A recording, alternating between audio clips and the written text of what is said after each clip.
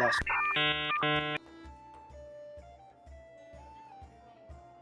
embrace. But hello V, and also hello chat. I've just realised that also my mic was muted in the stream, so we're gonna do it again. We're gonna do it again, and You're shitting me. we're gonna cut all of this out for the YouTube video and pretend none of this happened, except it might make it into the intro video to the YouTube video where we do a little stupid segment.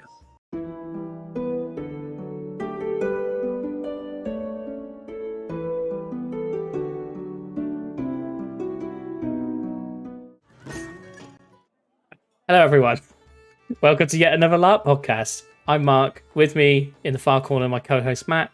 And today we have the godlike healer, B, aka Verva, in the field. Hi. There we go. There we go. That's it. Hi. Our best intro yet, I would say. Yeah. Hello V. Thanks for coming on. And hello everyone in the chat. Yeah. Hi everyone. Thanks very much for coming on, V. Very much looking forward to hearing about some of your tales about healing today. Obviously, we see a lot of them happen, but for the gang that are watching, this will be a very good insight into how we keep people fake alive in our fake world. Fake alive, yes. Yeah. Fake alive. Yeah, I think it's very obviously much worth starting that. V's our favourite Birching Hauler, and that's why we've got her on today. And don't take offence, V, but he says Nice this save. every Nice save. every video. And healing is arguably, possibly the most important thing that's going on in Empire, but it's sort of behind the scenes in a way because, you know. I think it's I think you're So right. I think it's a huge part, one of the hugest parts of Empire, but also the most underappreciated, I would say. Yeah, I would agree. yeah. Mm. From Just my, a little bit. yeah, I was going to say it seems to be quite a selfless role in, which I'm sure V's probably about to say yes. So we'll get into that. Yes. Yeah. Yeah, as Matt said, hello everyone in chat today. As always, we'll do a quick catch up of what everyone's been chatting about. Then we'll do some introductions, and then we'll get into the meat of the evening. Ninja Fox, hello, welcome in. I noticed earlier you said that you're looking to do healing, so this will hopefully be extremely beneficial to you. We will have our fingers crossed for that. No pressure, V. No pressure. Marissa, hello. Who else did I see? I think I saw Amy and Ed. Amy and Ed. Hey guys. Stug, hello if you're watching. Stug, my sweet boy. My fave. Amy and Stug. Congrats, V, for being the first in the stream today. You're officially the #1 fan of me, Matt, and yourself. Thank you very much. Did you expect anything less, really? I absolutely didn't. A little bark from Stug there, good. Or Bork. Bork. Nice. Excellent. So, for those of you that have yet to have the pleasure of meeting V, V, do you want to tell us a little bit about how you got into LARP? So it's quite a simple story. It starts the same way that a lot of people's story starts, which is Birth. Sorry? Yes. With yeah, birth. Yeah, definitely birth.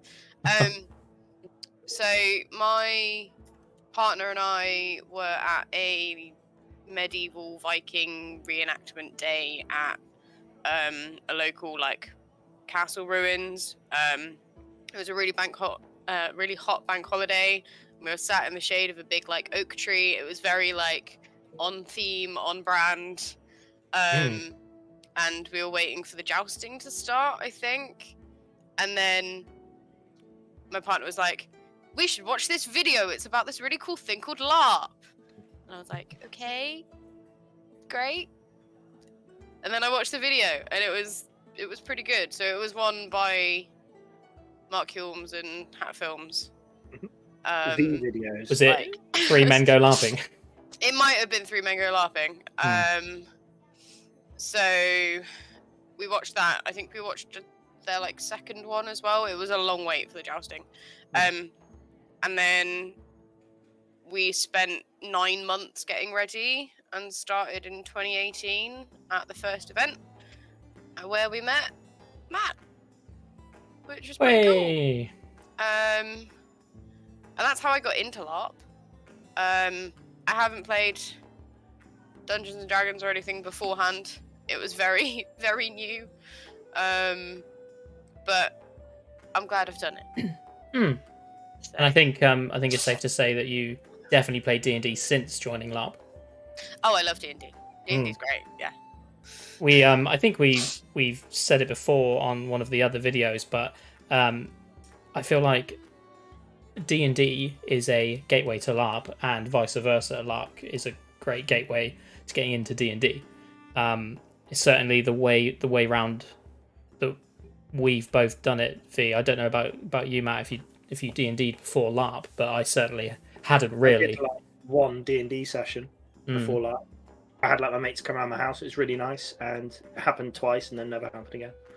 Yeah, that was with Magic Mike. Oh yeah. So, also, nice. V's to blame for getting Ed, our last guest, into LARP as well, because partly to blame. Well, we'll say 60% because you dragged him along. I did. So. We did drive him to LARP. Yeah. And well, like you said, you kind of bumped into me at your first event, and then we've kind of been all mates and friends ever since, which is great. Yeah, nice. Yeah, it's I think a lot of our origin stories are kind of similar. I know definitely for me that it was the same video that I saw that really got me like, I need to check this out. And if I know UV like I know myself, you were probably as apprehensive as I was going to your first event. Yeah, I have always struggled like socially and stuff for a myriad of reasons. And yeah, like the whole thing about LARP just like blew my mind because I was like, I'm gonna have to talk to people, and I don't like talking to people. I'm gonna have to do social things, and I'm not good at social things. But actually, like once you're sort of, it's really weird. Like once you see all the tents go up at Anvil for the first time or the 10th time or whatever like time, right? There's just something that makes you go, I'm somebody else now, and I can do whatever the fuck they're gonna do, and it doesn't matter. It's very immersive, isn't it? The whole setting. Yeah. Helps you sort of slip into that. Definitely. Yeah, it's not really something I thought about until you mentioned it just then, but you're definitely right. There is a moment, I think, in everyone's first event where they think, I'm immersed. And I think for me, we were stood at the old Glory Square when Dawn was where the League is now, on that top bit of field. And the square was much smaller. And they were coming out to start a fight. And as they started fighting, it started raining and thundering and lightning. And I was like, this is cool. This is atmospheric. I think that's the first time where I was really... I can't really remember feelings from my first event too much. I remember things that happened. Funny enough, I bumped into Mark and Tom my first event. And then, did you? Yeah, we did, yeah. You know, my memory is awful. Apologies, I don't remember. I was like wandering around, and you like invited me in for a drink. I had some like rhubarb cider or something. I sat in your. I think you had a bell tent there. I was sat in there for about 15 minutes and then walked off. Yeah, we had. We circled back around and bumped into each other. Yeah, we had just the one bell tent in the middle of the open field. Yeah, it was quite a muddy event. That event, wasn't it? Which was. Was it as bad as the muddening? It was not as bad as the muddening. It was an interesting. Yeah, that was our first event. So, the E1 of 2018 is known as the muddening, right? Because it was just mud and rain and cold and. Did it snow? No, it didn't snow. No. But it was like -4 or something at nighttime. And I'm really surprised that I wanted to come back because we didn't put our tent up properly. We were frozen. We had a river going through our tent. It was really cold. And we came back. Empire's great. You should totally play it. Against all odds, you came back. I mean, that Well, seems, yeah. seems to be the story of every guest we've had, where they've been like, had a really horrible weather event, and for some reason I keep coming back. And there we go. Yeah. Yeah. Full I mean, of Empire LARP. that's partly because, you know, Ed's first event was our first event. I can't stress it enough to anyone who's not been to Empire yet. You will have an event where you think, why am I doing this? But I strongly urge you to get through it and go back again, because it will be fine. You might be sat there knee deep in mud and cold and you just can't get warm or dry, but I promise you it will be fine. I think we were lucky to surround ourselves with a good bunch, and that's helped get us through some soggy events. But I mean, even the weather isn't it all right. Sometimes you can have a bit of an event where you're wondering what you're doing and don't know where you're at. And but yeah, again, there's so much going on. It always pulls you back, really. So it's not all doom and gloom, Ninja. It's actually a great event. So don't let us put you off with our horrible weather. Oh yeah, no, we haven't had bad weather really for 2 years. Touch wood. Great. that means we're due. Sorry. No. Sorry. Well, last year was the first year that we've been back for 3 years, wasn't it? So Yeah, I reckon a couple of 20 Empire years. June 2019 was vile because that was when we had to dig trenches out in the woods. Yeah. The April before, right, was when it was really windy. That was when our never went first. that one. Yeah. And then I think was it that September? September was really windy as well, or something. Yeah, it was when the guys down the road had the like the tarp high up in the trees. It was the Wyvern's tarp, wasn't it? Yeah, it was. Yeah. Very windy. We haven't had bad weather since Big Birch has been going. Really. No. That's I mean, probably it threw a year. it down in September. Okay. For like 10 minutes. We had a mud. Like 10 minutes to time in. It was like time to open the heavens. Yeah, it was. And then we had patches of mud, but it sort of sorted itself out, didn't it? But yeah, excellent. Well, Brill, that's cool. I feel like our intros will always involve Empire mud, no matter who we have on. It'd be like, oh, let's talk about mud for 10 minutes. We can make it a feature. It's really important. Yeah. What was your mudding experience? Yeah. Mud. And maybe we'll have another one in the future that new people can say that's their mudding. I hope not. Not like back in the day when we had real mud up to our shoulders in it. Yeah. We built all of our tents out of mud. Yeah. You were lucky. Yeah. As always, for everyone in the chat, please drop in any questions that you have throughout the stream. We will dedicate some time at the end to answer them. We've had a really good one already from Amy. Where was it? I think it was Amy. Yeah. It's in there somewhere. Oh, it was. What would you recommend in a beginner's healing kit? Yes, and was it Amy that asked? Okay. Just so I know. Yes. Okay. Talking about healing, I just want to. It's no relevance to anything, but V has very nice leather healing pouches and stuff like that. Just thought I'd say it. You got really nice leather work. Right? Yes, and if I wasn't like 5 hours home from another LARP, I'd have been organised and got them out to show everybody. Well, that's okay. I could probably dig them out, but you'd be waiting a while.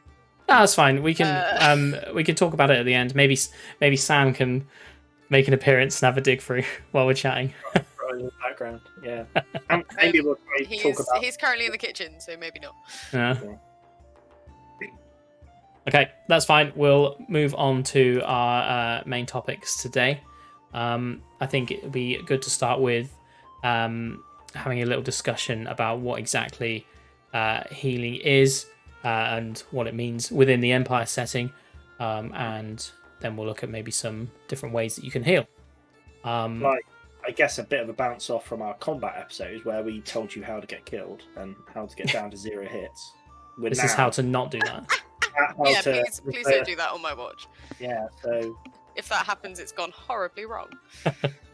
Actually, no. Really, this should be about how you definitely get into that position, so then you can do all of your cool healing abilities. so If everyone was at full hits all the time, there wouldn't be much to do. I'd have a nice quiet event. well, I guess so. We want to start this first little bit of like Mark said, what is healing / ways of healing. So I've made a bit of a bullet point about mage healing, healing potions, and herbs. So V, if you want to try tackle all of them in one long ramble. In one long ramble, right. Where did you want me to start? So, mage healing is something that I don't know an awful lot about. Because Viva is a physic. So that is more like, I would probably say kind of classical healing, or like medicing, rather than it being kind of wave your hands and you're fixed. Say some words and you're fixed.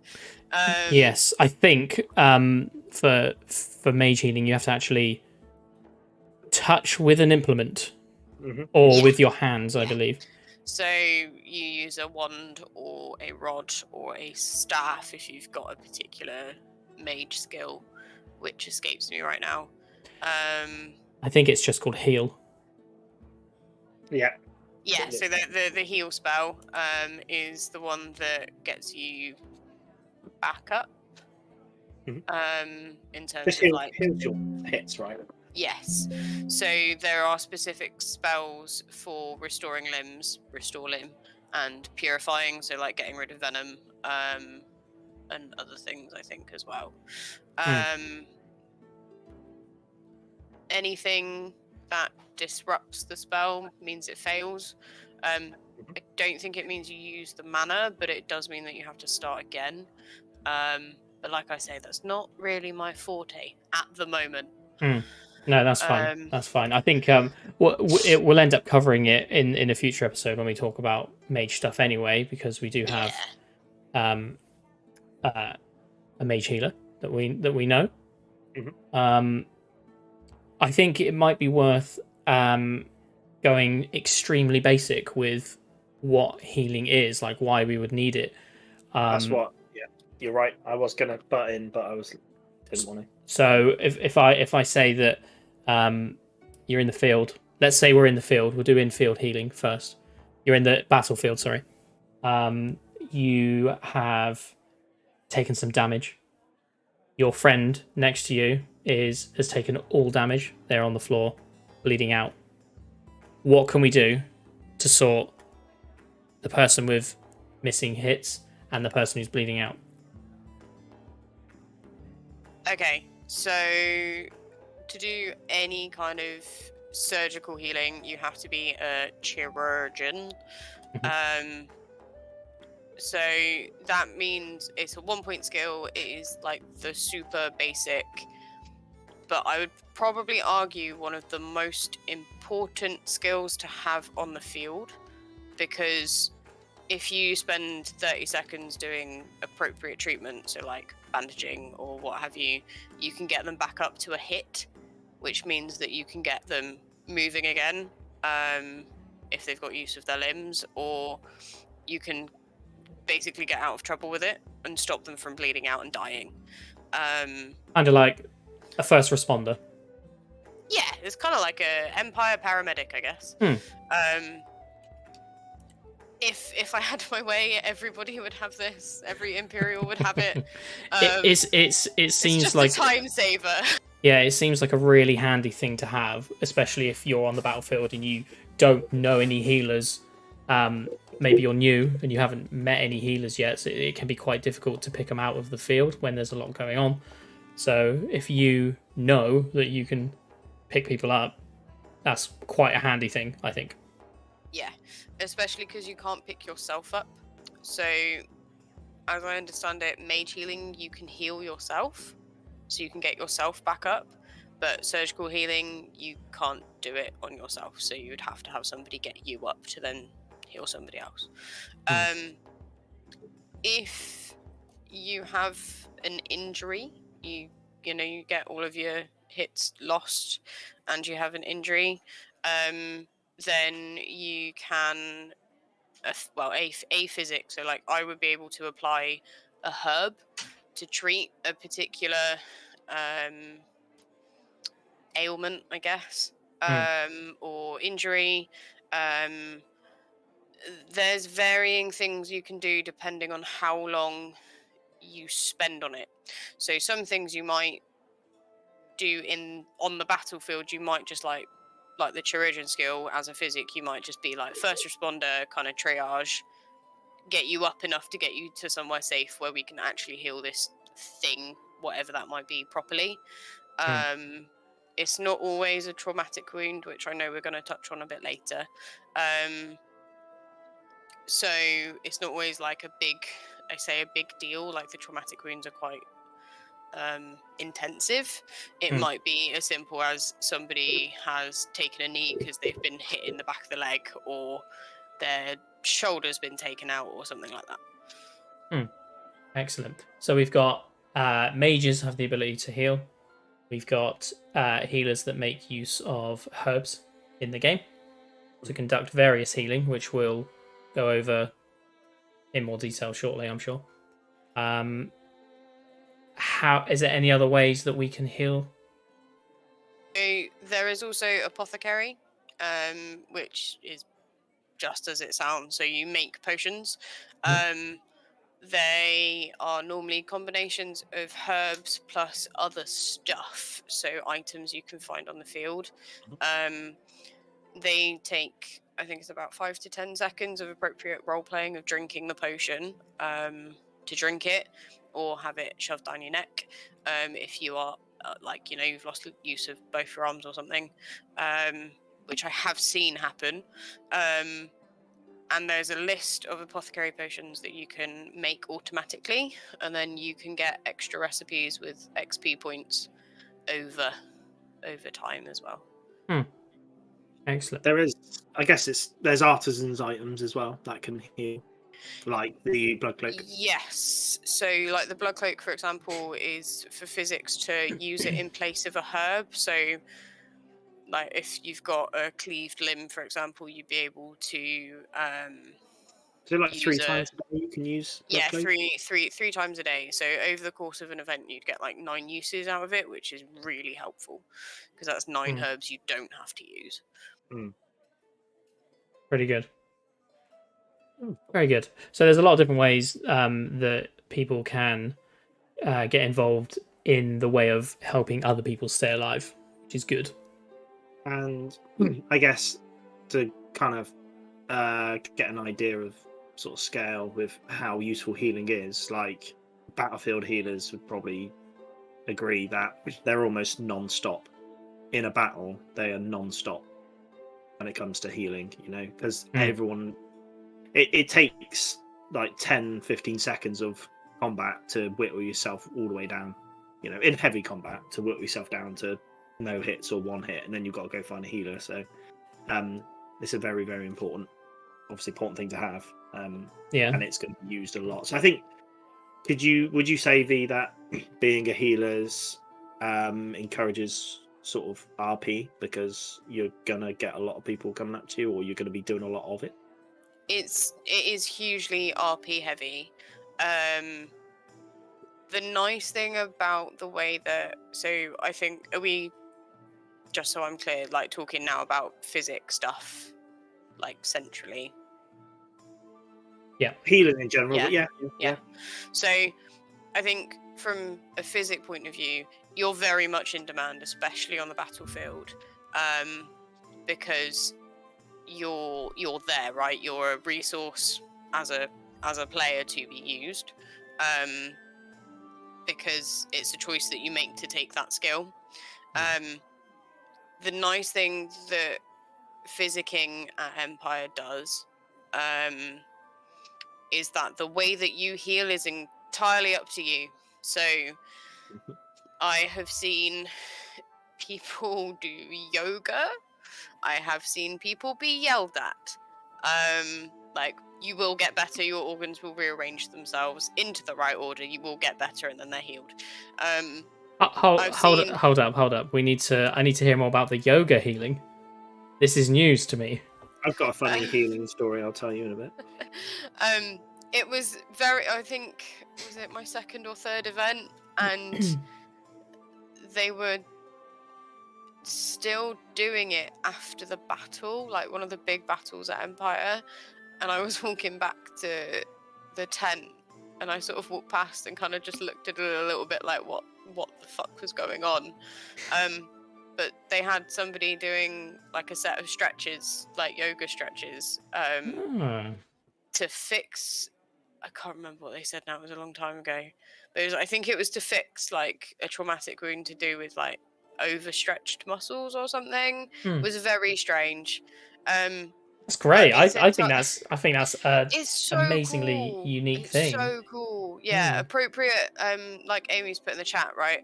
Appropriate roleplay gives it a lot of freedom to make it your own. And that's really cool because you can freak out some people by doing something unexpected, which makes more RP, which gives you more like player interaction and stuff like that. Yeah, right.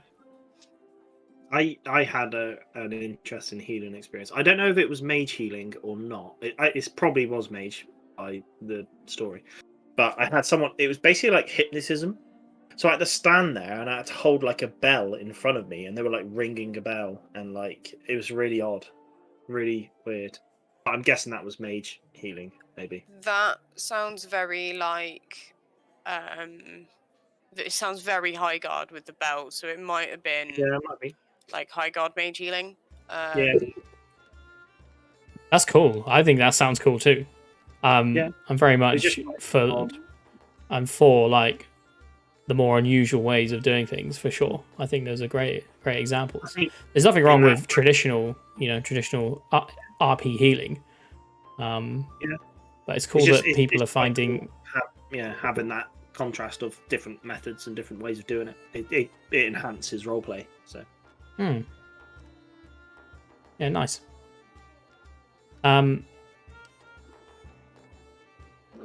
Lost where we sort of were going with this one. Well, that's pretty much it. We kind of covered what basic healing is and different ways of doing it, really. Yeah. Those are the three types. The three main ways of healing. I think that covers every type of way of healing. Because I don't think... What is the rules with... Do you regain hits overnight if you're not healed? Yeah, so you can get some hits back by using a herb. So using a herb or having a herb used on you, I should say, by a physic or by taking potions. There are some auras that can be placed on... which one it is that you like can... a consecration. Which means that you can sit and get your hit points or your hero points back, or your hit points back. There is a rule for physics: if they spend 5 minutes of appropriate roleplay, then they regain all hits after 10 minutes rest and relaxation. So you heal them for 5 minutes, and then they have to take another 10 minutes to get everything back. However, unlike other types of healing, which you can do wherever, that specific bit of it has to be done in a tent or a building, or under an awning or something, so that you are not in obviously resting that area. Yeah. So maybe not armor off, but you're not picking up a weapon, you're not going into like a Senate session or what have you. You are sat on your ass just I can chilling picture out. Like that 5-minute roleplay, a bit like just sort of like this. It's kind of a good way. Say if you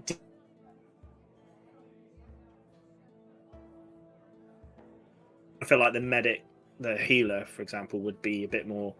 I don't know. For me, like tending the wounds almost for this sort of 5 minute. Like if you're a bit like beat up and Yeah. scratched, they can just be like, right, we'll kind of wash this down, and which Yeah, makes a cool role play again for the healer. You can kind of go into it a bit more with your 5 minutes. And also for the player as well, because I find that when you do those big healing moments, it makes an impact on the player as well. Yeah. And just gives they talk about give game to everybody, right? Yeah. Your healers are there to heal you, so go get messed up on the battlefield, but also you're playing a healer, you should be healing your patient. It's not just a case of ripping your card, bam, you're healed. It's get in there, check the wound, talk to the patient, make sure they know what you're saying, what you're about to do next, all of that sort of stuff. Essentially, as important RP for the healer than it is the person being healed. It's on both of you really. Like the healers go out there putting in this work to RP a healing, and if you just go yo, you're cheers and walk off, it's you want to sort of play into that RP as well, because the healer's going to get something from this role playing wise as well as given out. So yeah, again, so that goes to people that are getting healed. Put some RP into it. Scream like your legs falling off or something. Yeah, exactly. Yeah. Let the healers. I love it when they scream. That's a strange thing to say if it was out of context, but luckily, very in context. Lucky. So we kind of touched on the breakdown of surgical skills, but we'll maybe run over them again briefly now, and then we can talk about herbs in more detail. So we mentioned chirurgeon, which is the first skill that you have to take, I believe, to unlock the rest of the healing stuff. I was going to say earlier, yeah, you've got to take that skill to unlock physics. You don't need to take physics to unlock apothecary, though, which is sort of the next in line. But yeah, you need to take chirurgeon, right? Chirurgeon is basically that like first little bit on your tree, and then you can take all three, but I find what a lot of the time happens is you have your chirurgeons, and then they either split off into apothecary or they split off into physic initially, and then sometimes they meet in the middle. A lot of the time, though, because of how apothecary works and your XP, people generally slide like deeper into that before coming back round.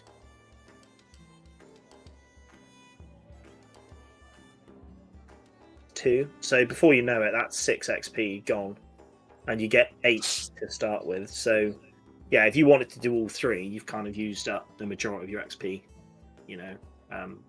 So it's worth thinking about exactly. Yeah. So I guess apothecary and physic kind of have a sort of a synergy going on, do we think? We having a bit of technical trouble? Everyone's still there? I think we might be. I'm still here. Yeah, I can. Okay. It might just be my potato internet. Yeah, it could be anything. It could be my end. Who knows? We'll keep going. So obviously you've got physics, which do a lot of healing with herbs and stuff.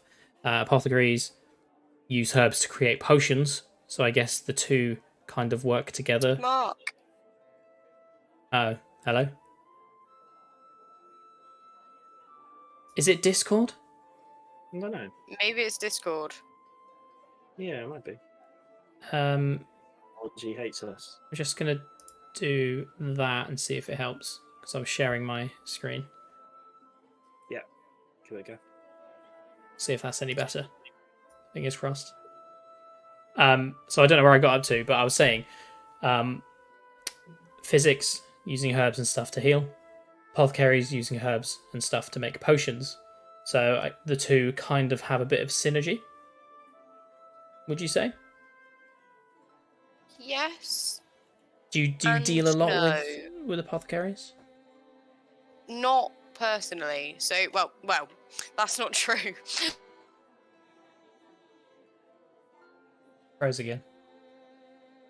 I feel like, generally speaking, because they're both using herbs for a similar but different purpose, right? They're kind of at odds with each other. So they're both using the same resource type.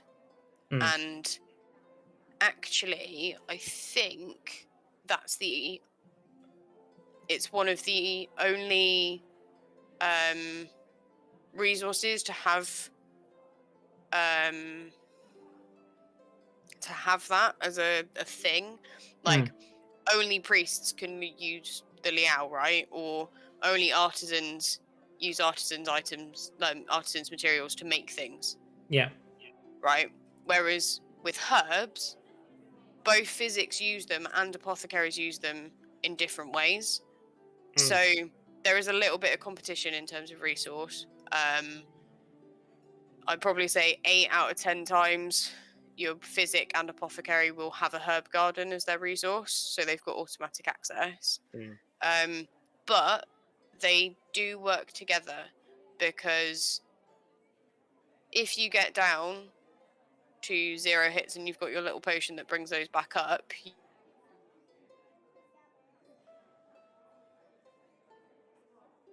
use your herbs to get that made, or buy the herbs in, or whatever it is.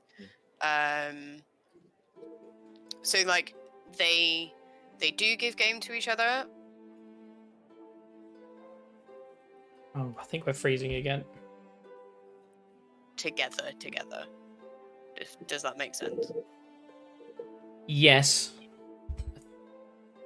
It does. It does. We're having, for some reason, every so often, Discord's freezing. And it's frozen again. Yeah, it must be Discord that we're having trouble with for some reason. That is going to be a problem. We're going to have to just hope it. We're going to have to just keep no.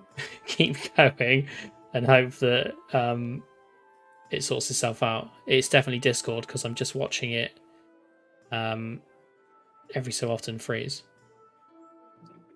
for whatever reason. But just our webcams, I can still click everything, and I'm not dropping any frames on the stream.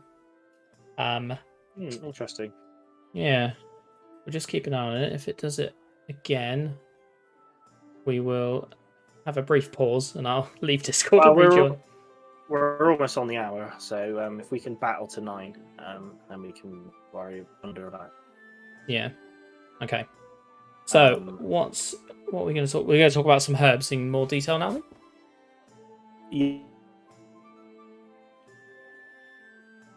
It's happened again. Which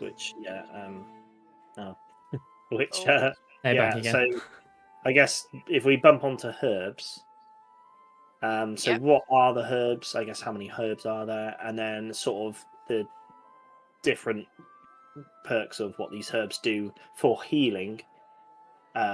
Probably, and obviously there are other uses, I guess, but we'll focus on the healing for now. Okay, so there are 5 herbs that you can get in a herb garden. You can also get them from fleets or from military units, depending on where you've sent them, basically. But the herb garden's pretty cool. They give you 6 of True Vervain, which makes it pretty common on the field as a resource, and then gives you 2 each of Marrowwort, Imperial Rosewood, Cerulean Mazarine, and Blade Root, and they all do something different. So True Vervain restores all lost hits to a character. Really, really useful. Obviously used a lot in the battlefield. Then you've got Cerulean Mazarine, which is, I'd probably say, is the second most popular herb for a physic to have, which repairs a ruined limb. So if somebody's used an impale or a cleave call on a fighter, or a passerby, I guess, which I haven't seen happen, but can happen. Could happen. It definitely has happened. We just haven't seen it. Yeah, we might not have seen it. So that restores a ruined limb. So that is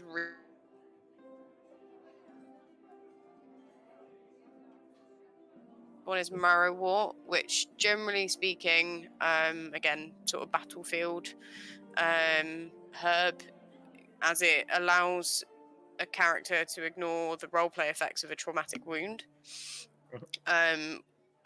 Very briefly, a traumatic wound is something that people that do cool shit on the battlefield or on the main field will get from a ref because they've done something. So if they've done a really cool bit of RP and taken like an arrow to the chest, they might get a chest traumatic wound. If a spring ritualist has done too many spring rituals, they might start bleeding from the eyes and get a traumatic wound that they then have to go and get healed, and other cool things like that, right? And traumatic wounds, like you said, us. I'm going to restart Discord. I don't know if you guys can hear me, but it keeps freezing. Sorry, yeah. Sorry, I'm just going to... looks like I'm picking my nose now. I'm just going to dip out and join again and then see if that fixes it. So, traumatic wounds, there's lots of different ones, right? So lots of cool ones. There's ones when I think people were having issues with miasma or something like that, and it was damaging their lungs and stuff. So green lung is a condition in its own right, rather than a traumatic wound. I'll finish going through the herbs, I think. First. I just wanted to talk about. Can I mention this because it's a genuine question I'm curious about. So I've just read that Marrowwort, like you said, you're on the battlefield, you get a traumatic wound. A healer comes up, slaps Marrowwort on you. You can now ignore that traumatic wound till the end of the battle. Yeah. So then, how do you get treated for that traumatic wound? Because you haven't treated the traumatic wound, you've just. So, some of them have got time frames on them. So it might be because only a physic can open a traumatic wound. So you have to have the physic skill to rip open the tiny lammy. Which basically gives you more information. So the traumatic wound will have roughly what it is. So it might be like traumatic wound head, or traumatic wound organs, or traumatic wound chest. Yeah. So we were just finishing off the list of herbs. Yeah. Herbs. So we were just about to talk about rosewood and blade root. Mm-hmm. So they both remove a condition that you can get from spells, calls, miasmas, other battlefield things. So rosewood removes venom. Which is really useful when you're fighting like the Druge. They use which is one of the barbarian nations. They use a lot of venom. Nasty gang. Very nasty. And it brings your bleed count down to like 30 seconds, right? So it's really nasty stuff. So having healers with rosewood is really fucking useful. Blade root removes weakness, which again, another sort of condition.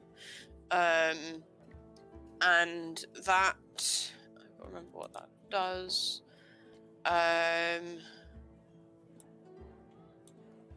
It means that you can't use any mana, heroic skills, or activate any enchantments or magic items. So it basically just makes you weak. Is that weakness? Yeah, sorry. Yeah, so that's weakness. It basically just means you can't do anything very, very easily. So again, really useful. A good physic will have some of all of the herbs.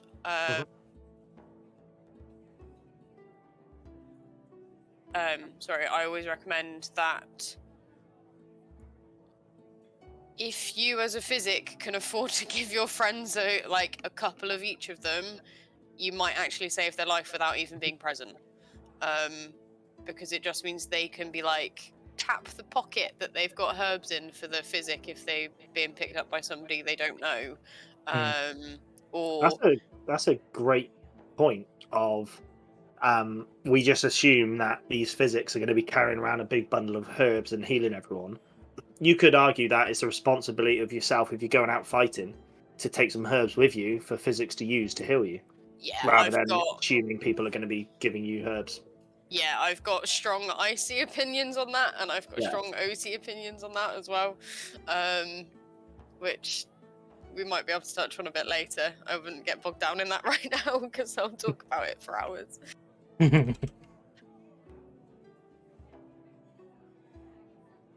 That's really good to know.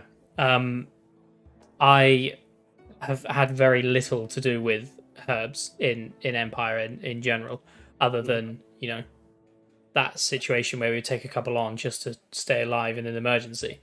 So it's definitely handy to have a breakdown of each of them, I think. That's good. We've spoken recently, Mark, about like apothecary stuff, and I find that side of it interesting, because even if you're not healing, you're still having the herbs, and you're still doing stuff with them for role playing effects, for example, potions. So I thought that's quite interesting. I don't know. Yeah, obviously this is deviating from healing, but there's a lot of potions that do a lot of other things as well. And I guess it's not healing as such, but it's definitely something that would come under the bracket of survivability. So to use an example, mage blood is very handy for mages if they're running low on mana, like personal mana. Yeah. So that's a very popular potion, and if you're a mage healer and you need mana, then mage blood is going to be a very important tool for you to continue healing people. So I guess it kind of links back to the whole, like, there's definitely a synergy, I think, between the different subcategories of healing.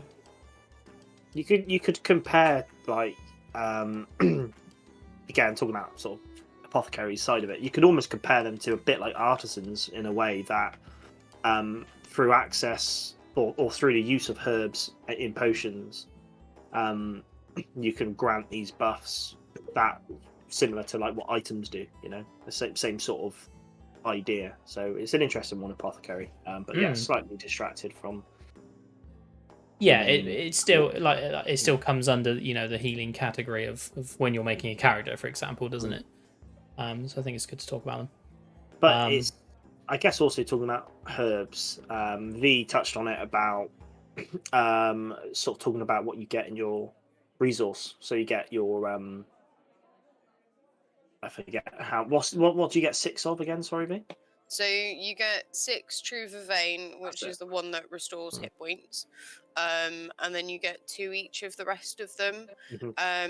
You can pay 6 crowns and do a downtime buff, which I can't remember. I think it gets you an additional 1 of each. Yes, it gives you 3 Vervain and 1 of each. Yeah, the others. And then there's a fantastic winter ritual, which boosts production of each herb by 2, so you get an additional 10 herbs, which is Ruthless, Vigilance, Healthy Crop. You can also upgrade using Weirwood, and every time you upgrade, you can choose a herb from the list and then get an additional 2 doses of that herb, which is what I finally managed to do after 3 years in play last season, which is amazing, and I'm really proud of myself because it's been a goal for a while. Yeah. So your total production can easily be 30 to 40 herbs by doing your downtime and doing your herb garden upgrade on top of what you get. I didn't realise the Weirwood upgrade allowed you to choose what herbs you wanted. That's really useful. So I think a lot of people do tend to choose Maz, the Cerulean Mazarine, because it is so well used on the field, in and out of battle. It is also the most expensive herb because everybody wants it. So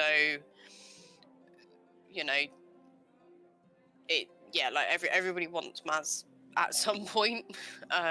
It's quite prevalent in a lot of potions that aren't necessarily healing potions. They might be like your tonics that keep you up or improve your fortitude or what have you, because it's about being like impervious to that thing afflicting you, and stuff like that as well. I was trying to get back to my point. Oh yeah, so it's talking about Veravain and stuff like that, however you pronounce it. You get 6 in your pack, right, from your resource, but you could argue that's probably one of the most used in a way.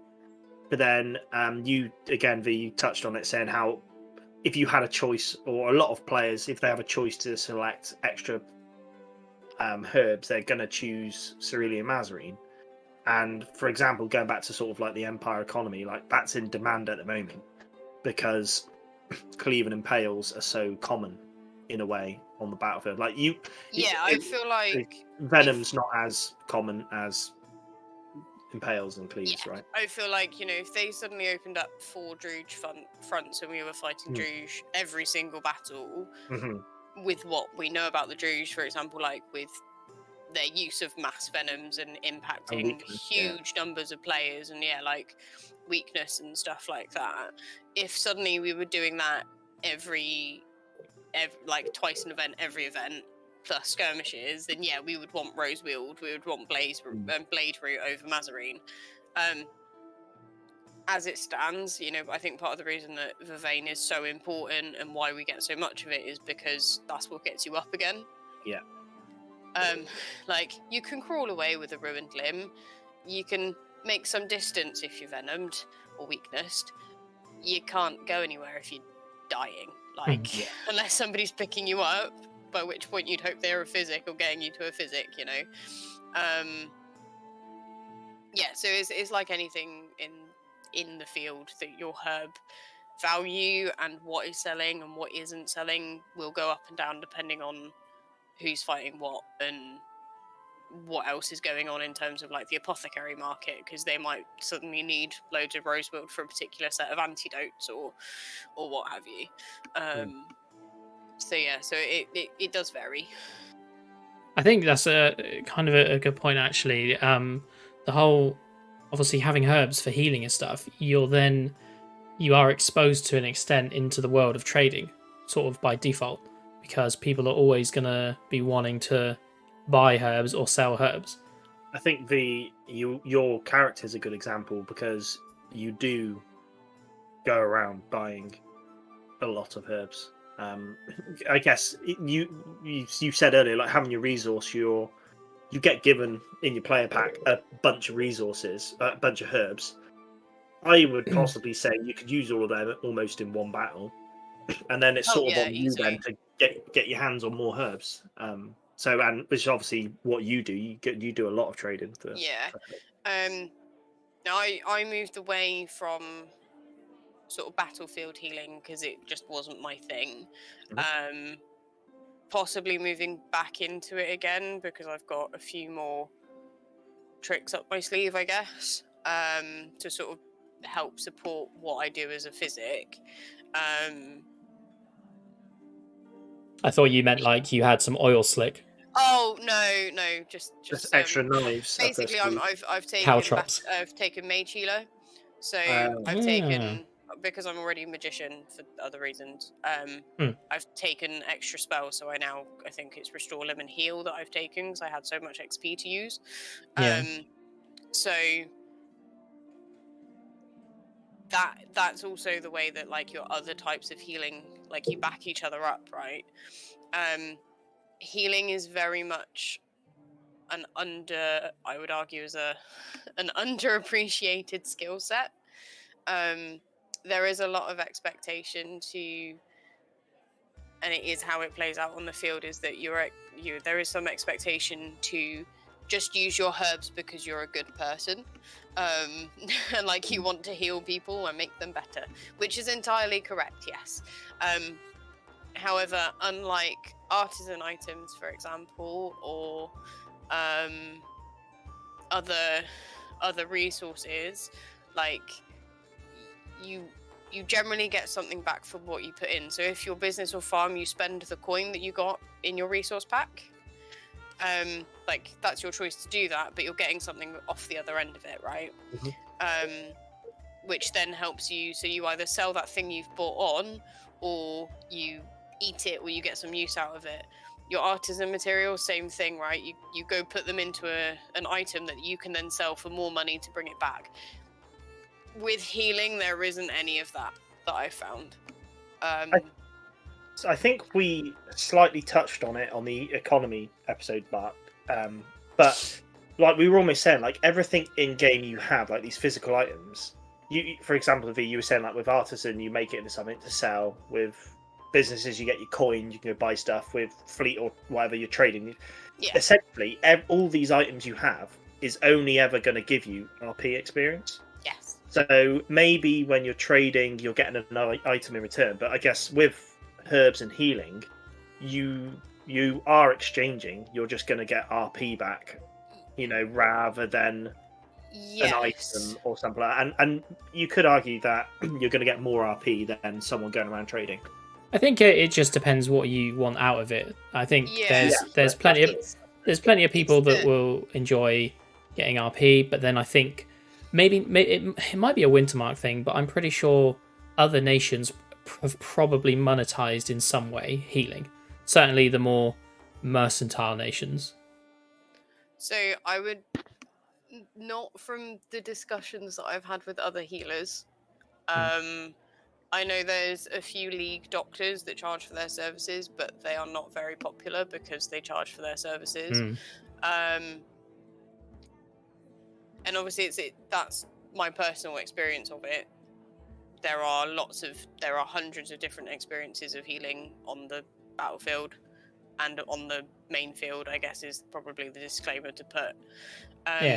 But I guess what the point I was trying to make is that if I use my herbs, I've got no other way of making income to replace that thing that I have used.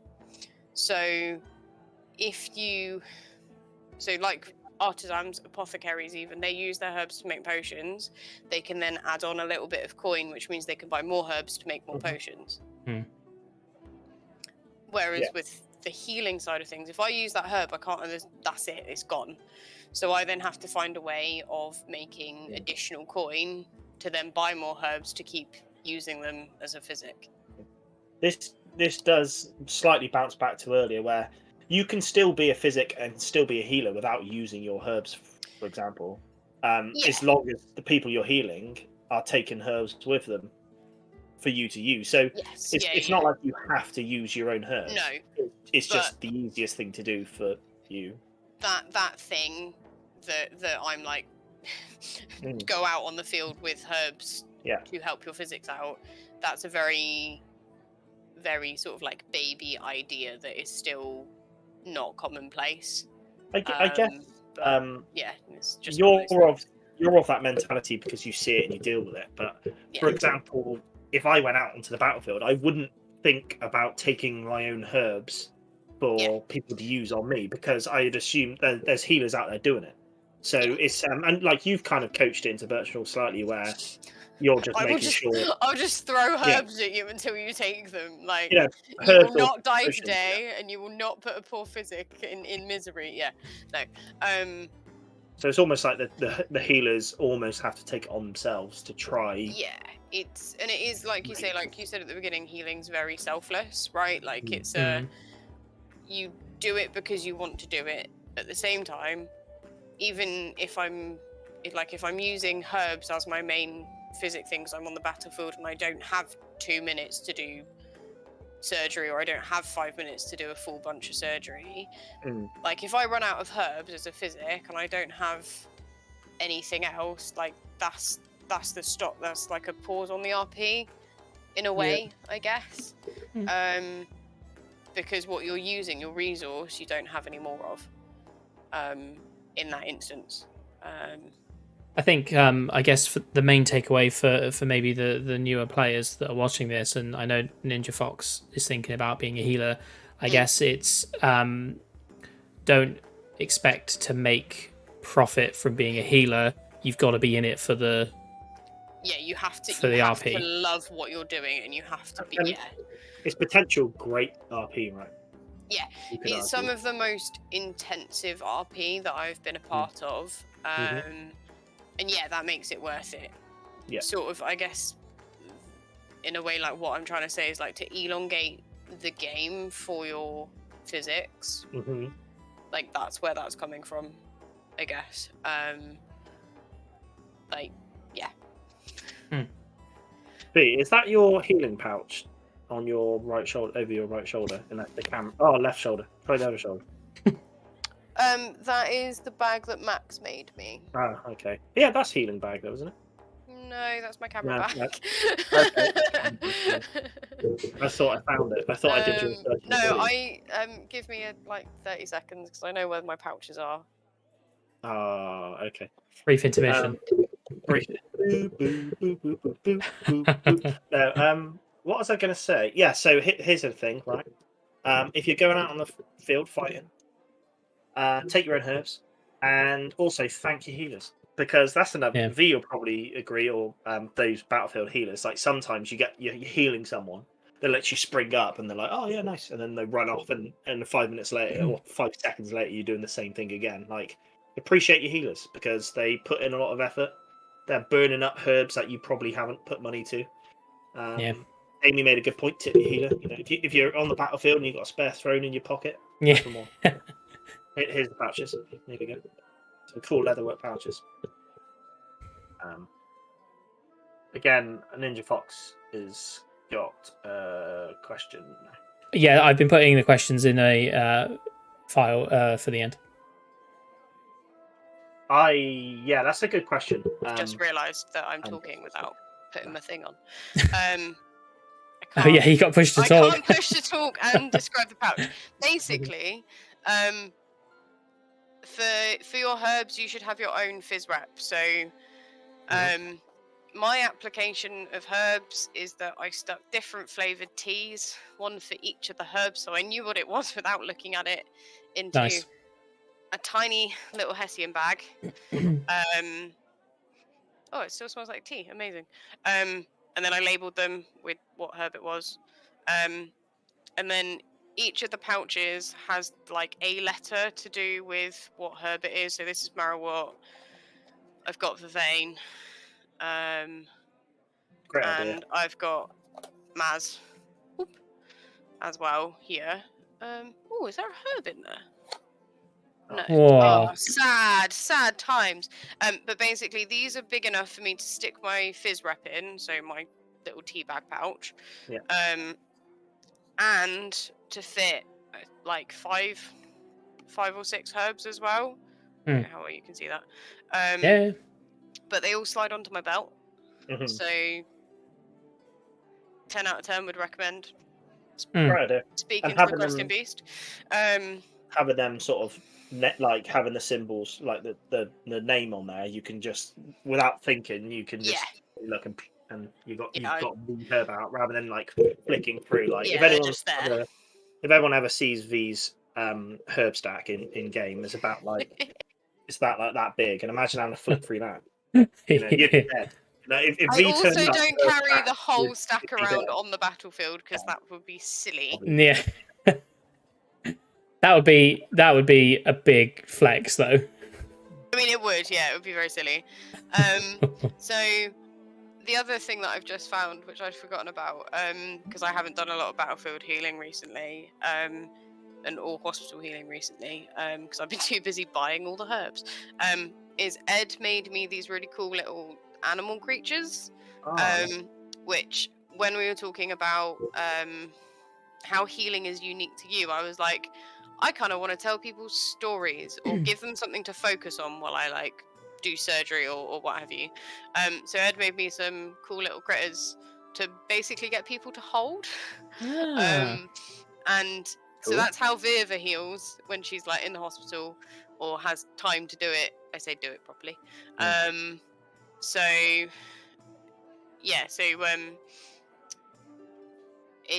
That's just how she heals. She'll like tell a story about the shark swimming around and around and around, and you might start feeling sleepy because she's kind of hypnotizing you, so that you fall asleep. Or she might be like, hold this, don't ask questions, just hold this. And then people are like, why? And I'm like, just hold it, it's fine, you don't need to worry about what I'm doing to your knee right now, just hold it. You might want to scream though. And just like, you get like a little pitter patter spiel kind of thing. I like the idea of getting them to hold an actual shark to calm them down. Yeah. That would be cool. Like, if you were in the sea being attacked by sharks, you'd feel a lot worse than you're feeling now. Yeah. Yeah, aversion therapy, it'd be fine. She's very sarcastic, is Beerfa. I had a really fun character concept. I've actually got the character saved on the PD website. But basically, I want to do like a hospital healing, and it'd basically be like the Swedish chef from Muppets, but a healer. Oh, that would be so it'd cool. just be really like goofy and really silly, and like maybe his tool would be like a mallet or something like that, like a wooden mallet. Everything's solved by a wooden mallet. Are you grabbing some actual herb cards, V? Here we go. Yeah, Ninja asked. Yes, because I know where they are. Oh, yeah. Excellent. Ninja Fox was asking if there was anything in the pouches, and I said I think they were empty. Well, I said they were empty, but they said I thought there was something in there. But I'm just going to see if I still have them out of the pouches when because again she has a fat stack of herbs, so I imagine when she goes to battle she'll load them up.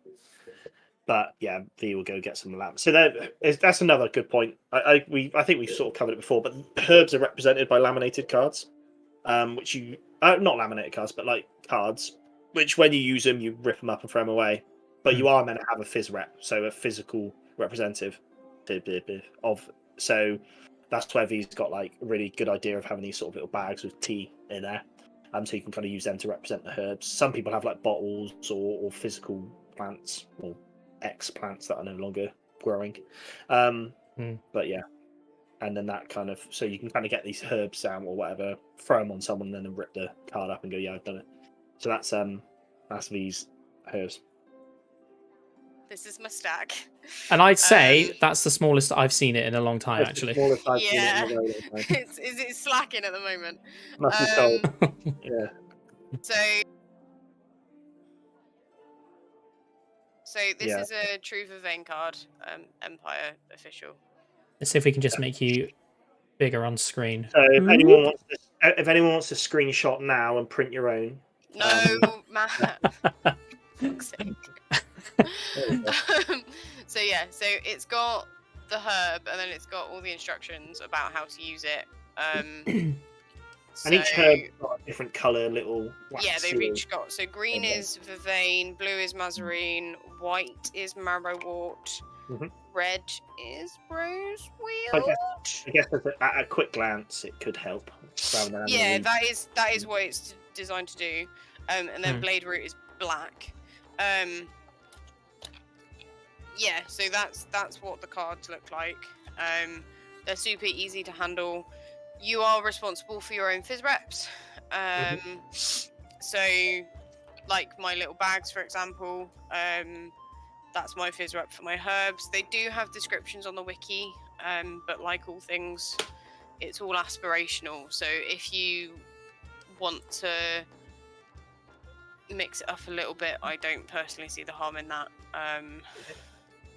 As long as you're in the you know, yeah. Like if something is supposed to smell spicy, maybe use some cinnamon or a little bit of like red chili pepper or something, you know. If it's supposed to smell like mint or it's supposed to be tingly on the skin, use some peppermint in what you're like fizz repping, perhaps. Obviously, like everything, make sure that what you are handling or offering a person is not going to cause them harm. So make sure you know, like, oh, it's got these 3 things in it. Do you have any allergies? Like, that is a legit thing to ask so that what you're healing is safe. I guess like, that is absolutely fine. It's worth saying that these fizz reps, they're not something you've got to like physically rub into someone's eyes or make them drink. It's something just so people could look at and be like, okay, So yeah, I know you were saying about allergies and stuff, but it's not something they physically have to make contact with, right? No. No. Like you don't have to do it that way. But like I've seen people offer like potions, for example, that are drinkable. I've also seen people with potions that are completely sealed up because it's the same Powerade or whatever's been in there for 6 months. Also, it's a cool color. People physics offering blood about. I've had that before. Someone's like, "Do you want blood on you?" I said, "Go on," and they poured it all in my hair and made a mess. Yeah. So consent is 100% a thing for physics. Always is. Yeah. On field, like on battlefield, off battlefield, always ask before you touch somebody. I know it sounds like common sense, but it doesn't happen enough, despite the constant reminders. Like you don't know who you're healing half the time. So yeah, like consent is everything. If you want to use fake blood, I don't personally like using fake blood because of texture stuff. So like I would always say no if somebody wanted to put it on me. And again, that's absolutely fine. We are in a world of make-believe. You can believe that I've got blood dripping from like my forehead or like all over my hands or what have you. It doesn't necessarily have to be bloodfest kind of thing. Here's something to sort of complement that or associate with that. So we're like talking about people, if you're going out on the battlefield, for example, take your own herbs, like take your own bandages. Yes. Like a lot of people take their own bandages, and there's no harm as you as a player taking your own bandages and putting like blood through those bandages. So when someone wraps up your wound, you've got a bloody bandage there, and that kind of adds to the role play. Bandages is something that I used to carry in the battlefield because, again, you probably have had it, or other healers would have. Like you try to take bandages onto the battlefield, you wrap someone's leg off, and then they run off, and you never get and then back. they're gone. So as players, it's always worth handy taking your own bandages. Also, Ninja Box said in the chat, "Geez, you have loads of herbs." It definitely used to be about 4 or 5 times as big as that. That's because I kept giving them all to you lot. Last time I saw it, it was humongous. Yeah. But I did have to sell a bunch to get my herb garden upgrade. That's where a lot of my coin came from. Was I sold my herbs. I can't remember how much. I think we worked out how much money you had sat in that stack, and it was something like 15 or 20 pounds or something. My notebook's in my suitcase, so I can't be bothered to get it out. I think I'm sat on about 50 thrones worth of herbs at the moment, give or take. Nice. Wowzy. I think, like at current market rate, kind of thing. So a lot of nuts. It's a lot. Like that's, on average 10 balls, 8 to 10 balls resources. I think again going rate potentially. Yeah, like I could just sell all my herbs and be a very rich lady for a bit. But where's the fun in that? Yeah. But again, like touching on you saying how you've used them, right? You had a lot bigger stack, but part of the game as a healer is you've got to use them. So. And also, it's not even about me using them personally. It's about like, if you want to get all virtuous about it, loyalty to my hall is making sure they stay and come back alive, right? I don't go on the battlefield. I can't do that personally, so I'm going to give them herbs to make sure that they can give them to somebody that can get them back. Or we've got a lot of apothecaries in the hall, so I will sell them cheaper than I would as an act of loyalty, prosperity, whatever, as like Viva would, kind of thing. Because you can have an impact in the healing game and as a healer without doing physical healing at the same time. If that made any sense. Yeah, definitely. No, I agree. I think, and I think that which is why the apothecary game is great as well, in terms of like healing and working alongside your physics. You can give game to each other, I can't help you right now because you need an antidote to that poison. I can't fix it. You need an apothecary that can, or what have you. I think that's very cool. Yeah, I think that's cool too. I think we should move on to something that I'm excited to hear about because I think it's where a lot of your healing stories are going to come from, V. And that is the the Anvil Hospital. Okay, so the Anvil Hospital is a player-led enterprise. They've got a chancellor. They have a rep from each of the nations that is voted in by the nation. So generally speaking, the hospital rep is usually somebody that is at the hospital like 90% of their time, because they know how it works, basically. Yeah. But there's a hospital board member from each nation. Then there is the proxy as well, so that if your board member's sick or away or not Anvil or can't be bothered, That is the more they're common one. Yeah. Then they will stand in. They'll have meetings about how the hospital is run, what their next bit of research is going to be into, and anybody can join the hospital. It is 14, or it was 14 rings, and 14 rings or 2 herbs to join. You get a little token, and basically what that means is you can go swap out a herb for another herb, but don't take the piss. So that, if you're really low on Mazarine, for example, you could take a couple for a couple of something else, is how I've always been told it works. Okay. I have never had to do that, but other people I know have, because you're just about to go on skirmish and you need a top up of something. And there's also just a community of healers that have been doing it for a very long time. So they have seen a lot of different traumatic wounds. They have seen a lot of specific conditions. They have treated a bunch of weird Druge nonsense. Like they are people that have seen some stuff.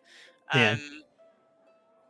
And there is a lot of respect. Rightly so, there is a lot of respect for the hospital. It is generally busiest during the big battles, so during Saturday and Sunday.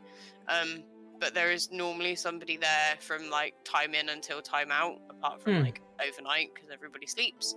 And generally, when like skirmishes wind down, they have like hospital story time. They have is it every other summit? They have like a talk, so they'll have people go and give like a 10-minute talk on how to treat briar wounds, or this really cool method of healing that I found, or this is how Draugrs respond to this, like all that sort of cool stuff. So it is a really tight-knit group of people that just love healing, and it's just it is a nice place to be. Is it completely player run? Is it a player construct? So PD didn't initiate it or anything? No, it was completely player designed.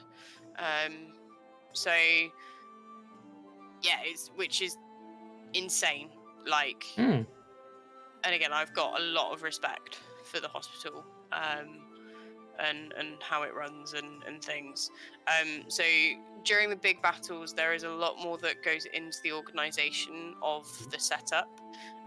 They've got a big old army tent right next to the Sentinel Gate, and everybody gets split into 2 or 3 groups, depending on what they're expecting to come back. So there is always a triage group, which is generally made up of people that want to help out, but they're not physics. So they've just got chirurgeon. And they basically, you've got people coming back through the gate. You check if they're bleeding out or not. You do your RP to get them up to 1 hit, so they're not just going to keel over on the floor. And then you have your physics, and generally they pair people up. Sometimes it'll be experienced with experienced physic, because people want to RP with their friends, and that's super cool.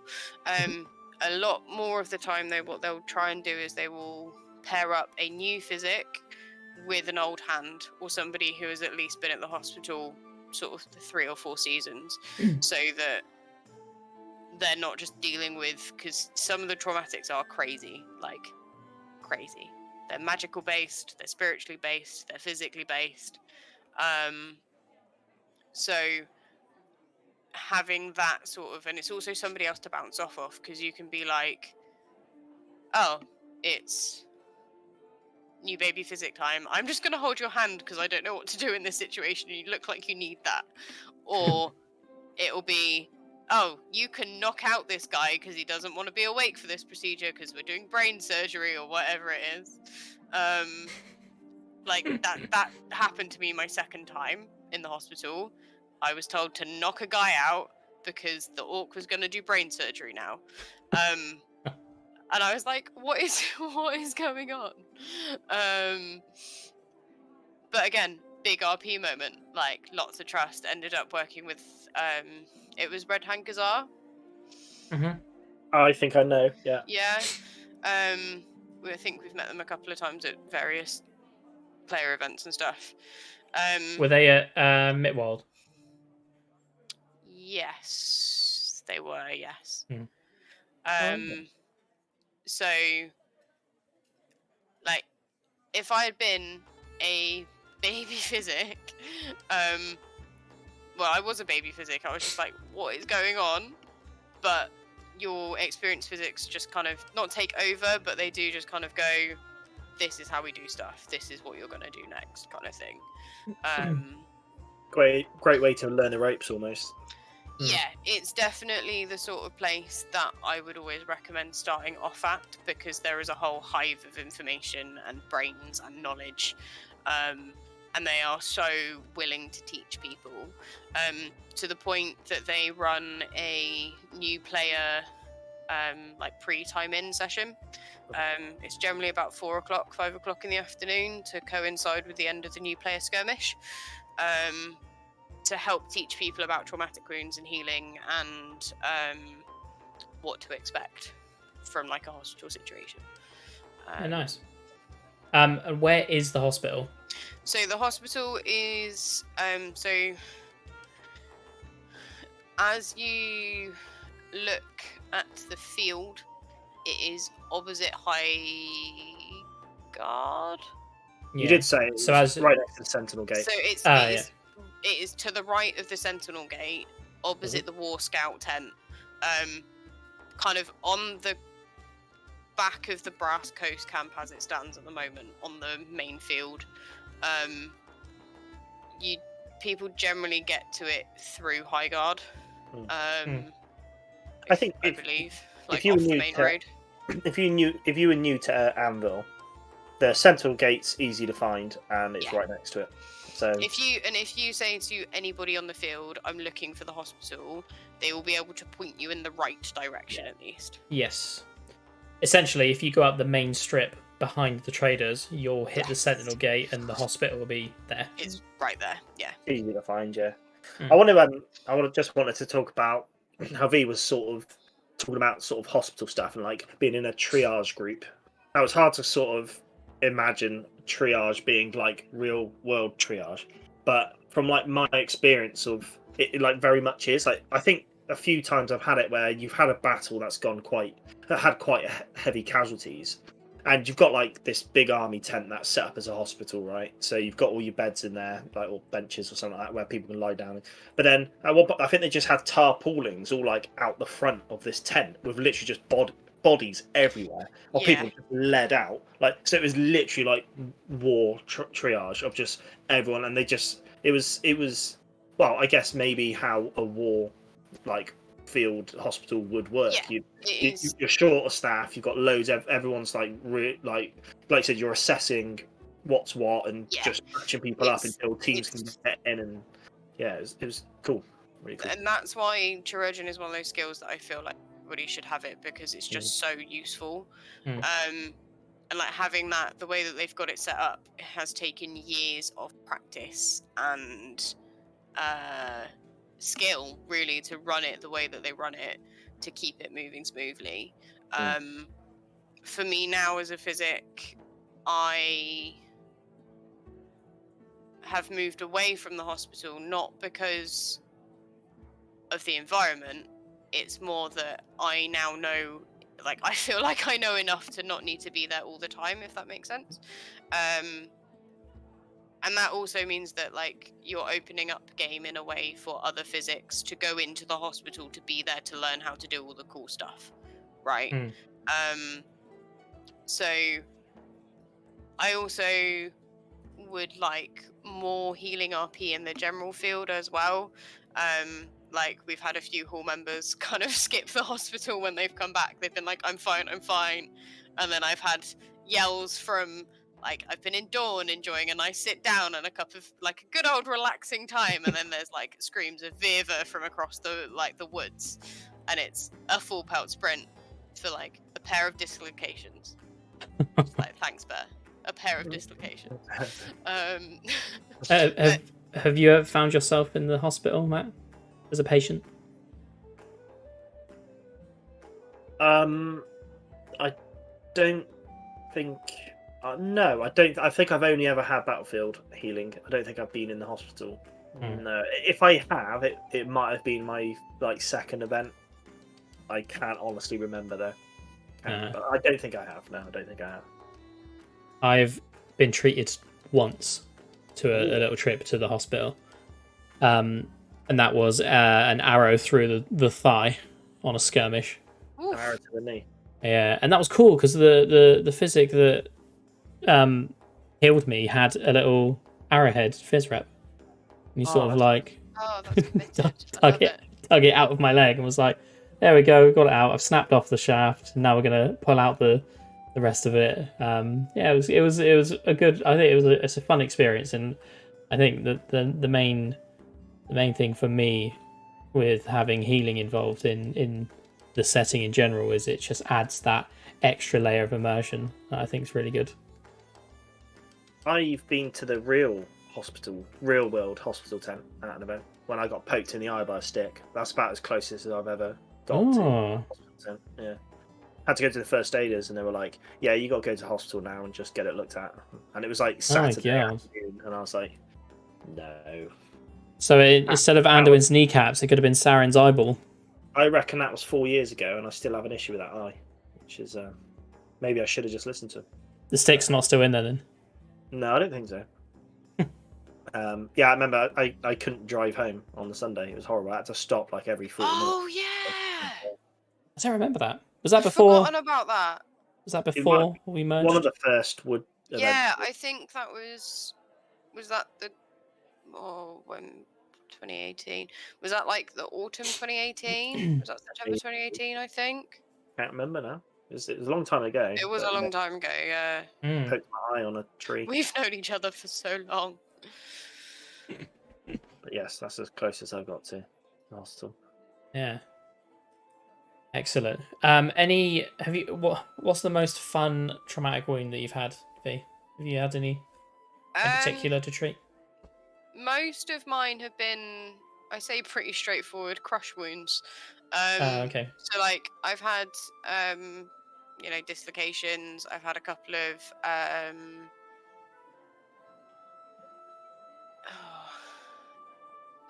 like brain things, but it wasn't my traumatic wound because I was sort of like assisting. Oh yeah. But that was like straightforward, kind of the skull's been caved in, you've got to pop it back into place. Pop it back out. Yeah.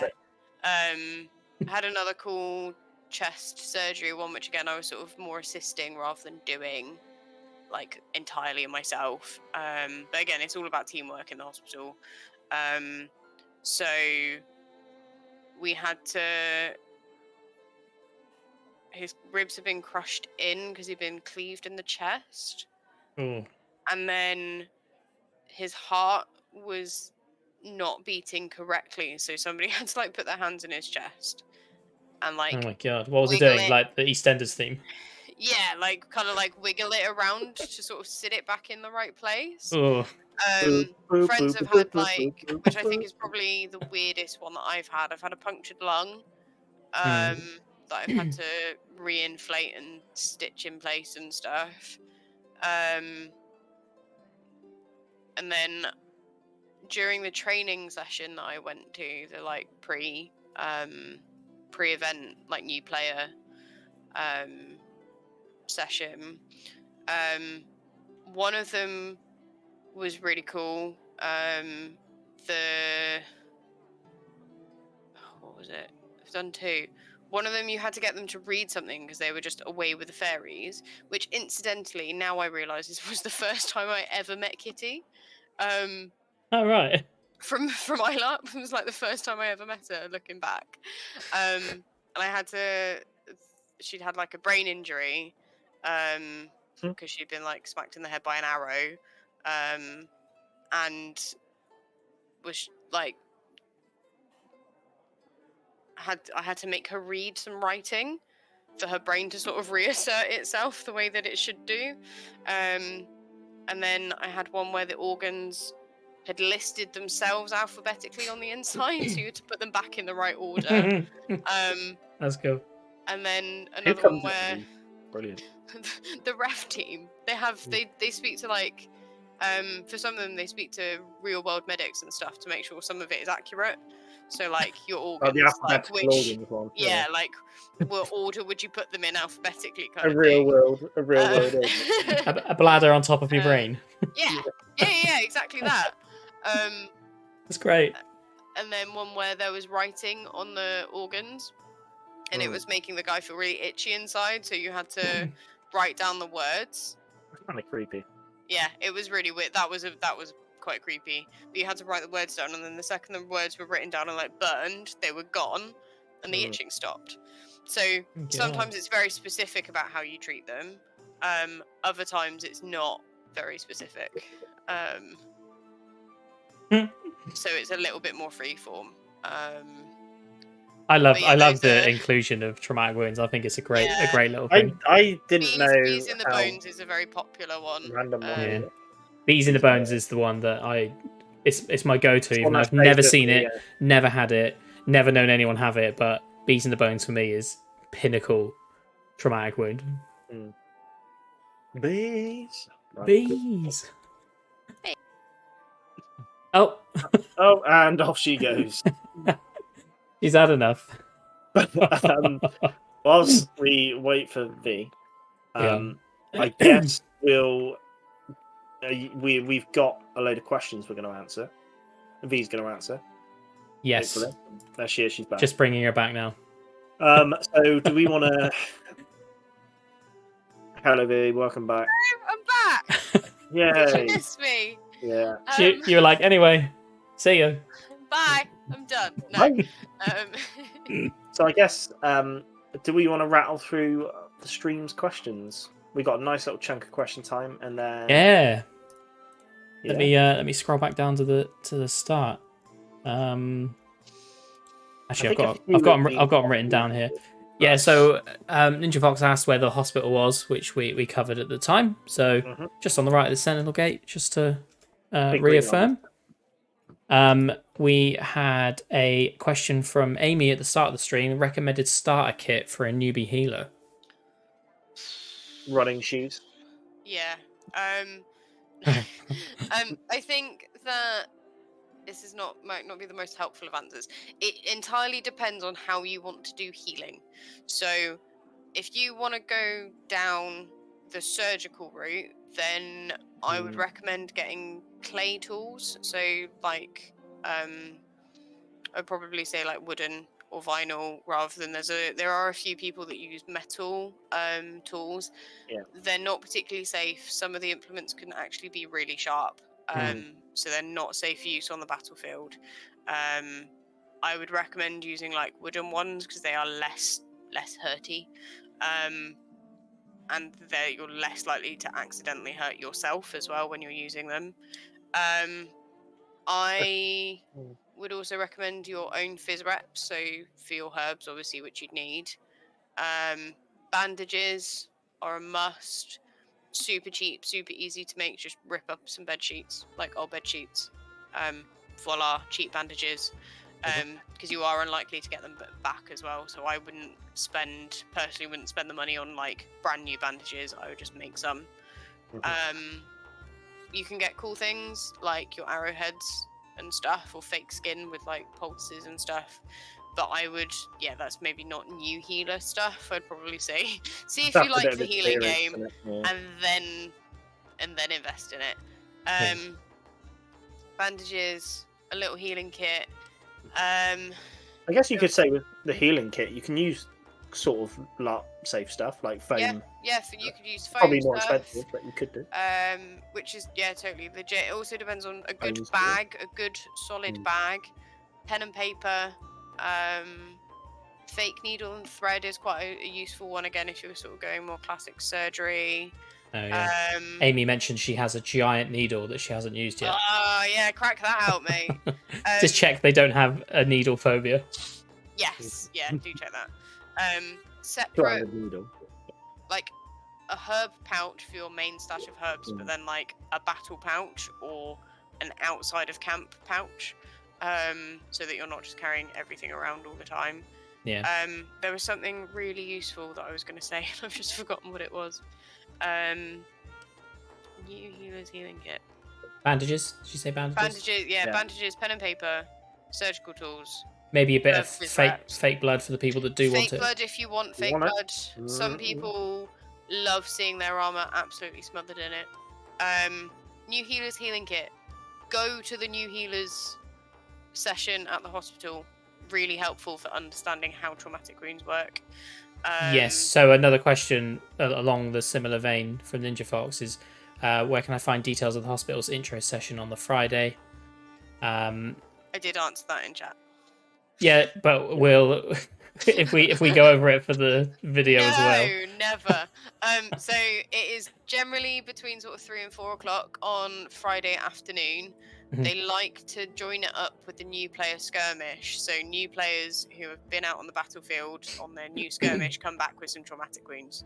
So they get to learn how to RP being traumatically wounded, and you get to learn how to untraumatically wound them. So 4 o'clock, it is always at the hospital. Or it was always at the hospital. So they will generally put guidance out on the new player schedule somewhere before the event. I think it's a couple of weeks before the event once they've got it all lined up. So you can see if anything clashes. Unlike some of the other meetings, it is only run once. Would they shout about it at the new player meeting, do you know? Should do. Yeah.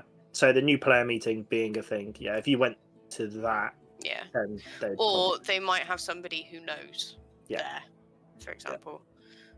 Like all the egregores are generally at the new player meetings to be like, we're your friendly faces, so they might have some idea. Or you could stand around the hospital until something happens. Yeah, I mean, like, there's nothing stopping you from 6 o'clock time in just going straight up to the hospital. Nice. And then what else do we have? Ninja Fox asked, what? Can you tell us what an average day is like in your healer life? Do you spend time at the hospital? Or do you go into the field? I think we've sort of covered it in bits and bobs, but a quick rundown. A quick rundown. It depends on what mood I'm feeling. So Friday, again, it's very personal. So for me, like my event, so Friday night, I generally don't do any healing unless somebody gets stabbed up on the field or does something silly and gets a traumatic wound and comes and finds me. On a Saturday or Sunday, if we are battling, then I will, and I'm going to the hospital, then I will muster. So if we're battling on a Saturday, for example, I'll muster with the rest of them. I'll see them off through the gate. I'll wait at the hospital, get briefing at the hospital, pick a bench or a mat, depending on how many people are up there. Big battles are busy. Do not expect to get space, is just a word of advice. Just because there are, like, it could easily be sort of like 50, 60 healers all in one space. It's a lot of people. So I'd then wait for the battle to come back, do some healing, go have some lunch. Go to Loomies. Love Spend Loomies. all of my time at Loomies. which I was on my way to when I got yelled at to come back to the hall because Better needed healing. Oh, I'd have gone for the tea. Yeah, I should have done really. Could have waited. And then I basically will see what happens. If people are going out on skirmishes, then sometimes I'll follow them up to the hospital. Other times I'll wait for them to come back, which is a dangerous game to play. And then the Sunday, if we're not fighting and everyone else has gone off to Monster, then I will leisurely make my way up to the hospital, because it's generally 45 minutes to an hour and a half between people going out and people coming back. Sometimes they come back in stages. Really yeah, depends on how badly it's going. And then I'll do some more healing, and then come back to the hall and kind of chill out until timeout, really. I'm a very casual healer, it turns out. But I think that's what's good about it. You can be as involved like, or not involved as you want. I think for me, I've got a very happy balance of the amount of healing that I want to do, and what there is available to do as well. Yeah. So that's my average day. Yeah. Day in the life of a Windsmart healer. Yeah.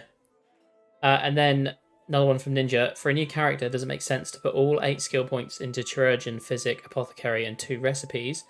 Or is it recommended to put some points elsewhere or hold on to some? I would probably say hold on to some. PD are really lovely, and I think for your first event you can change skills for free. Yes. If you don't enjoy them. So I would, for a lot of new players in terms of healing, I would say come in as an apprentice, try your hand at some apothecary stuff, try your hand at some physics stuff. I say that I don't take apprentices. That's not true. And actually, as Steph, I don't know if Steph's still in the chat, but Steph will probably say that actually I quite enjoyed teaching people how to do stuff. Steph actually gave you a glowing review in the chat. Did she? Oh, earlier. lovely. Okay, cool. She did. So I would say do it that way. I think I went into Physic knowing that that's what I was going to do because I am typecast in a healer role, and I'm okay with that. Nice. I would, the Apothecary and Physic are 2 very different types of game because of because of what they do. So I would try, if you know that you're thinking about both, try both first. And also, you don't have to spend your XP, all of your XP all in one go. So like for me doing the battle mage healing, like mage healing, I've now got that up my sleeve after like 4 years because I decided I wanted to do extra healing of a different type. So that was a really really long-winded way of saying, don't do that. Try it first. I think generally, I can't remember what I did on my first event, but looking back, I would tell my younger self to not take anything at all and go and experience everything first. I think that's the best way, and that will be the same for any skill. Yeah. Any skill. Brill. We've got one more question, and it comes from Matt to UV. Right. Who is a Haddie? Me. I am the Haddie. There you go. It's as easy as that. A lovely in joke that a select few of us can enjoy there. And we did enjoy it. Brilliant. Well, I think that about wraps up everything that we wanted to cover. Lovely job. On time. Yeah, it's been really good. I've learned some things again, as always, because I know basically nothing about Empire. But yeah, it's really great having you on as well, V, for teaching us. And it's been good to be here. I hope it's all made sense. I'm very tired. Well, we will find out on Wednesday when the video drops whether it made sense or not. Yeah, we'll find out from the reviews. No, it's been really good. Apologies for the technical difficulties at the almost halfway point. We'll do some magic of editing on those and try and make it look as seamless as possible. At least it's working now. Hey? Yeah. I don't know what it was. It was fine for the first 40 minutes, and then it's been fine for the last 40 minutes. It was just 20 minutes in between that it had a meltdown. So I was going to say, talking about next stream. Yep. Next one. So next one we will be covering religion. So we're going to be covering the Way. Joined by a friend of the group. And yeah, that'll obviously be in 2 weeks' time, which I think's Easter Sunday. So is that right? Am I right in saying that? Oh yeah, it is. Yeah. So if anyone wants to get out of, I don't know, family roast dinners or whatever people do and sit there with you. If we've had our chocolate eggs by then, I don't know how the time frame works. Whip out your chocolate egg and watch the stream. And yeah, we'll be talking all about sort of the Way and religion stuff. Which, again, me and Mark aren't so clued up on. So it may shock you all to know. Yeah. That we don't know what we're talking about for the. Yeah, it's going to be a school day on that stream for us, but it covers a big part of the game. So please come check it out. Yeah, and if you want to keep up to date with what we're doing, we do sometimes occasionally do bits throughout the week as well. We will be posting on Facebook. You can find us at Yet Another LARP Podcast. We have the Discord, which Discord's not very easy to promote because you can only do it by the link, but there are all the links in the chat. You got the Facebook, you got the Discord, and we have the YouTube as well, which you'll find this video amongst all of the videos we've done so far. Ready to go, ready to view. And other than that, I think all that's left to say is thank you everyone for tuning in. Thank you, V, for joining us. It's been a pleasure as always. Good stuff. Good stuff. And we will catch you all next time. Have a great week. Start of your week. Luce just pops in. Bye-bye. Hi, Bailey. Bye, Bailey. Thank you, Bailey. everyone. Thanks for your questions, as always. Much love. We'll see you next Bye, time. guys. Bye. Bye.